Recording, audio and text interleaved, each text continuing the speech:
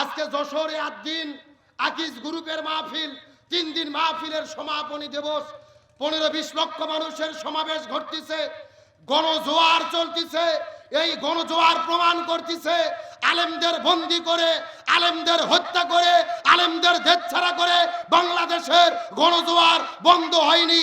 আগামীর বাংলাদেশ হবে কোরআনের বাংলাদেশ, আগামীর বাংলাদেশ হবে আলেমদের বাংলাদেশ, আগামীর বাংলাদেশ হবে আলেম ওলামাদের বাংলাদেশ।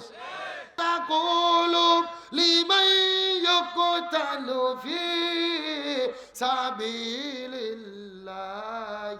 আমওয়াত বাল আহয়াউ ওয়ালাকিন লা তাশউরুন।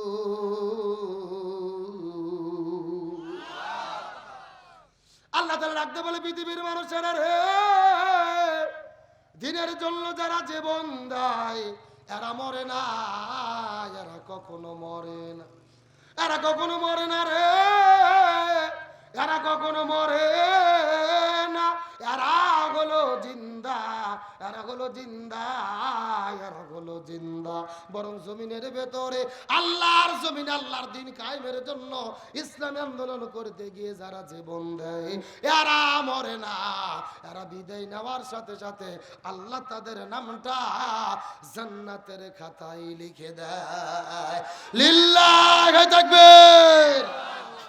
এই জন্য ইসলামী আন্দোলন যারা করে এরা আস্তে আস্তে জীবন দেয়, বাতিলের কাছে মাথা নত করে।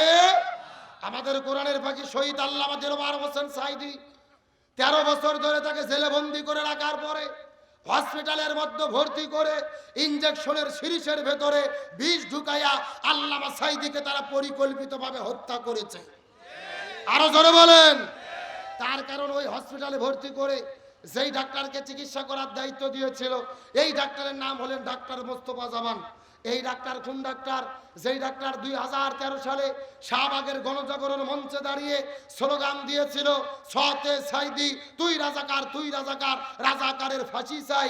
যেই লোকটা সাঈদীর ফাঁসি চাইলো ওই লোকটাকে দিল চিকিৎসা করার দায়িত্ব।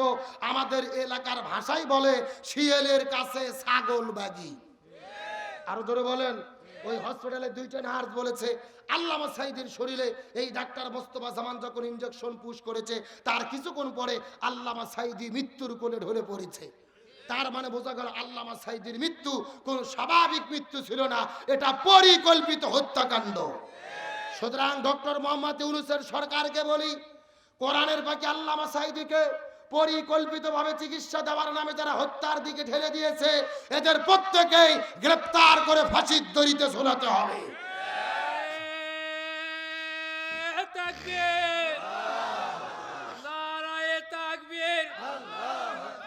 অবিলম্বে সাঈদীর খুনের বিচার চাই করতে হবে। সাঈদী সাহেবের খুনিদের আল্লাহ কবুল করুক, বলেন আমিন। আমার দিকে লক্ষ্য করেন, গভীর মনোযোগ। ওরা চেয়েছিল আল্লামা সাঈদীকে হত্যা করে কোরআনের গণজোয়ারকে বাংলাদেশে বন্ধ করতে, কিন্তু বাংলাদেশে কোরআনের গণজোয়ার বন্ধ হয়নি।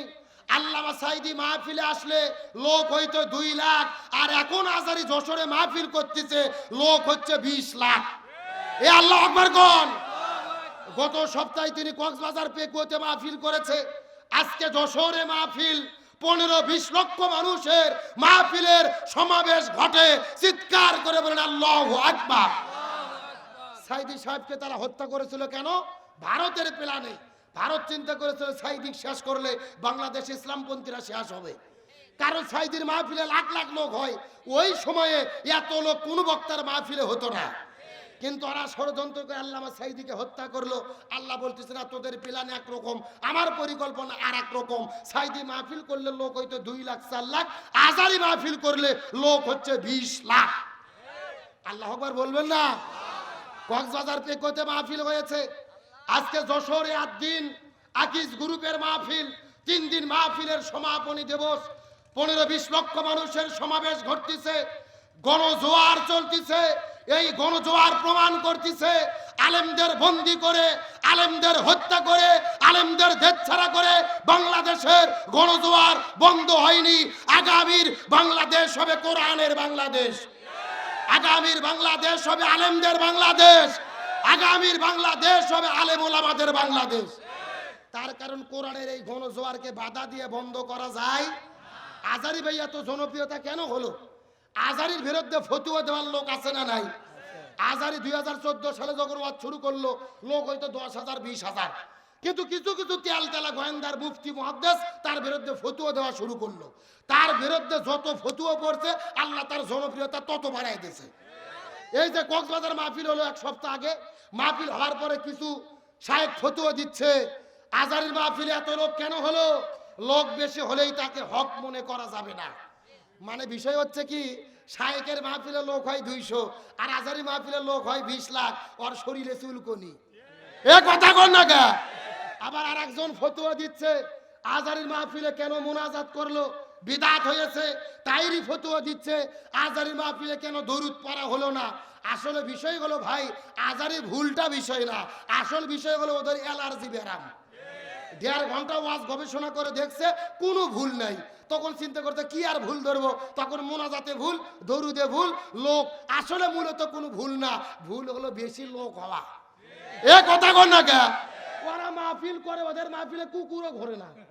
আর আজারি মাহফিল করে 2 দিন আগে হাজার হাজার লোক যাইয়া প্যান্ডেলের মধ্যে ঘুম পাড়ে।